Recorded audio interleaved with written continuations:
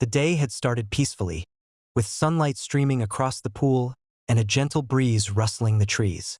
That calm, however, was shattered when the HOA president's son panicked and called 911. Why? Because I had locked the pool gate, protecting my property and ensuring boundaries were respected. What she didn't realize was that the moment she assumed control, she was walking straight into a meticulously prepared scenario.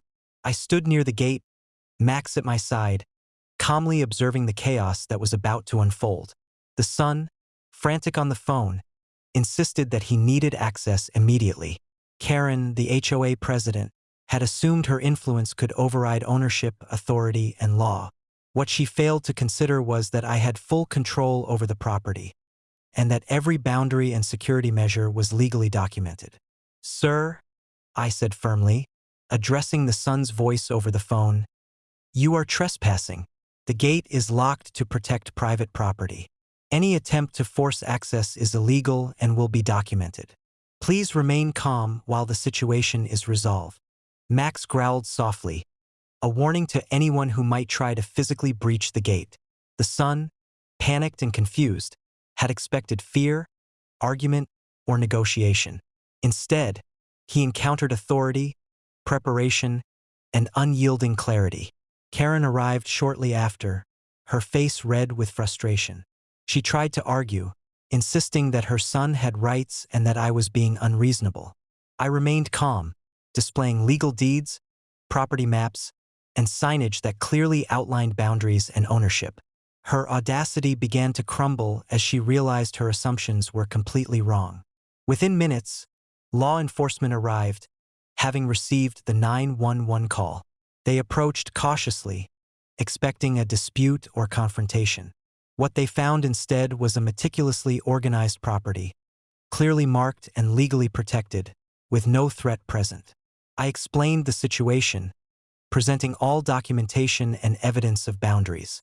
The officers quickly confirmed that the pool, gate, and surrounding property were fully private, and any attempt to force entry would be trespassing. The son's panic turned to embarrassment, and Karen's rage transformed into disbelief. Every attempt to manipulate, intimidate, or assert control had failed spectacularly. Their audacity had collided with preparation, authority, and law, leaving them powerless and humiliated. By mid-afternoon, peace had returned. The pool gate remained locked, the property fully secure, and the family's tranquility restored. Max patrolled the perimeter, vigilant but relaxed, a silent reminder that boundaries were protected. The lesson was unmistakable. Entitlement and audacity cannot overcome preparation, authority, and legal protection. Karen and her son had learned that intimidation and assumption have no effect against foresight, strategy, and decisive action. As the sun set over the property, reflecting off the water, I reflected on the day's events.